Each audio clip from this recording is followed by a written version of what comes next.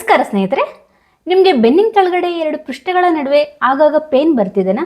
ಅಲ್ಲಿ ಒಂದು ಟೈಪ್ ಗುಳ್ಳೆ ಆದಂಗಾಗಿ ನೋವು ಬರೋದು, ಊತ ಆಗೋದು, ಇಕ್ಕಿವು ಆ ರೀತಿ ಏನಾದರೂ ಆಗ್ತಿದೆನಾ?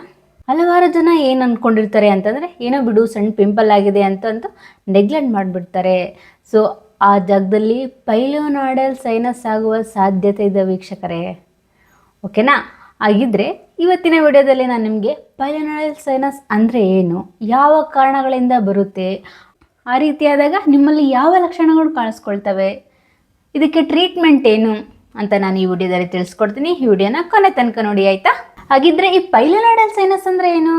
ನಿಮ್ಮ ಬೆನ್ನಿನ ಕೆಳಭಾಗದಲ್ಲಿ ಎರಡು ಪೃಷ್ಠಗಳ ಮಧ್ಯ ಉಂಟಾಗುವ ಸೋಂಕೆ ಪೈಲೋನಾಯ್ಡಲ್ ಸೈನಸ್ ಅಂತಾರೆ. ಯಾವ ರೀತಿಯಪ್ಪ ಅಂತಂದರೆ, ನಾರ್ಮಲ್ ಆಗಿ ಕೂದಲಿದೆ ಅಲ್ವಾ, ಚರ್ಮದೊಳಗೆ ಹೋಗ್ಬಿಟ್ಟು ಸೋಂಕನ್ನು ಸ್ಟಾರ್ಟ್ ಮಾಡಿಬಿಡುತ್ತೆ. ಆಗ ಅಲ್ಲಿ ಗುಂಡಿ ಆದಂಗೆ ಆಗ್ಬೋದು ಅಥವಾ ರಂಧ್ರ ಆದಂಗೆ ಆಗ್ಬಿಟ್ಟು ಕಿವೆಲ್ಲ ತುಂಬ್ಕೊಂಡ್ಬಿಡುತ್ತೆ. ಇದನ್ನೇ ನಾವು ಪೈಲೋನಾಯ್ಡಲ್ ಸೈನಸ್ ಅಂತ ಕರಿತೇವೆ ವೀಕ್ಷಕರೇ.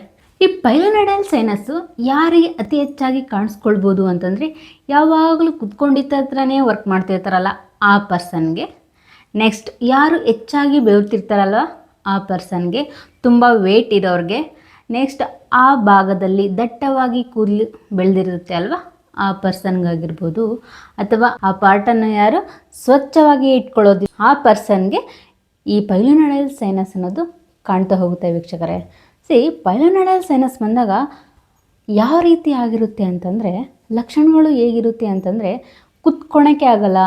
ಸೊ ಆ ಪೃಷ್ಠಗಳ ಮಧ್ಯ ಒಂದು ಸಣ್ಣ ಗುಳ್ಳೆ ಆದಂಗೆ ಆಗಿ ಕ್ಯೂ ಸೋರ್ತಾ ಇರುತ್ತೆ. ನೀವು ಕುತ್ಕೊಳ್ಳೋಕ್ಕೂ ಆಗಲ್ಲ, ನಡೆಯೋಕ್ಕೂ ಆಗಲ್ಲ, ಆ ರೀತಿ ಕಷ್ಟ ಆಗ್ತಾ ಇದೆ.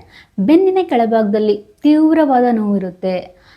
ಆ ಜಾಗದಲ್ಲಿ ಕೆಂಪಾಗೋದು, ಸ್ವೆಲ್ಲಿಂಗ್ ಆಗೋದು, ಕ್ಯೂ ಎಲ್ಲ ತುಂಬಿಟ್ಟು ಸ್ಮೆಲ್ ಬರೋದಾಗಿರಲಿ, ನಿಮಗೆ ಕೂತ್ಕೊಳ್ಳೋಕ್ಕೆ ತುಂಬ ಕಷ್ಟ ಆಗೋದು, ಆ ರೀತಿ ನಿಮ್ಮಲ್ಲಿ ಆಗ್ತಾ ಇರುತ್ತೆ ವೀಕ್ಷಕರೇ. ಪೇನ್ಗೆ ಏನಾಗುತ್ತೆ, ನಿಮಗೆ ಜ್ವರನೂ ಸಮೇತ ಬರುತ್ತೆ. ಈ ರೀತಿ ಆದಾಗ ನೀವೇನಾದರೂ ಮನೆಯಲ್ಲೇ ಕುಳಿತು ಡಾಕ್ಟ್ರ್ ಹತ್ರ ಹೋಗಿಲ್ಲ, ಟ್ರೀಟ್ಮೆಂಟ್ ತೊಗೊಂಡಿಲ್ಲ, ಏನೋ ಬಿಡು ಸಣ್ಣ ಸಮಸ್ಯೆ ಅಂತ ನೀವೇನಾದರೂ ನೆಗ್ಲೆಕ್ಟ್ ಮಾಡ್ತಾ ಇದ್ದರೆ, ಸೊ ಆ ಇನ್ಫೆಕ್ಷನ್ ಜಾಸ್ತಿ ಆಗಿ ಸ್ವೆಲ್ಲಿಂಗ್ ಜಾಸ್ತಿ ಆಗಿ ಕ್ಯೂ ಬರೋದಾಗಿರಲಿ, ಪಸ್ಸೆಲ್ಲ ಬಂದು ಸ್ಮೆಲ್ ಬಂದುಬಿಟ್ಟು ನೆಕ್ಸ್ಟು ಡೀಪಾಗಿ ಇನ್ಫೆಕ್ಷನ್ ಆಗಿಬಿಟ್ಟು ಲಾಸ್ಟಿಗೆ ಆಪ್ರೇಷನ್ ಮಾಡಬೇಕಾಗುತ್ತೆ. ಸೊ ಹಾಗಾಗಿ ಈ ರೀತಿ ಏನಾದರೂ ಆದಾಗ ಸಣ್ಣ ಗುಳ್ಳೆ ಅಂತ ನೆಗ್ಲೆಕ್ಟ್ ಮಾಡೋಕ್ಕೆ ಹೋಗ್ಬೇಡಿ, ನಿಮ್ಮ ಸರ್ಜನ್ ಹತ್ರ ಹೋಗಿ ತೋರಿಸ್ಕೊಂಡು ಬನ್ನಿ, ಆಯಿತಾ? ಟ್ರೀಟ್ಮೆಂಟ್ ಹೇಗಿರುತ್ತಪ್ಪ ಅಂತಂದರೆ, ಇನ್ ಕೇಸ್ ಸಣ್ಣದಾಗಿ ಇನ್ಫೆಕ್ಷನ್ ಆಗಿದ್ದರೆ ನಿಮ್ಮ ಡಾಕ್ಟ್ರ್ ಹತ್ರ ಹೋದಾಗ ಆ ಪಸ್ ಏನಾದರೂ ಆಗಿದೆ ಸ್ವಲ್ಪ ತೆಗ್ದಾಕ್ಬಿಟ್ಟು ಡ್ರೆಸ್ಸಿಂಗ್ ಮಾಡಿಬಿಡ್ತಾರೆ.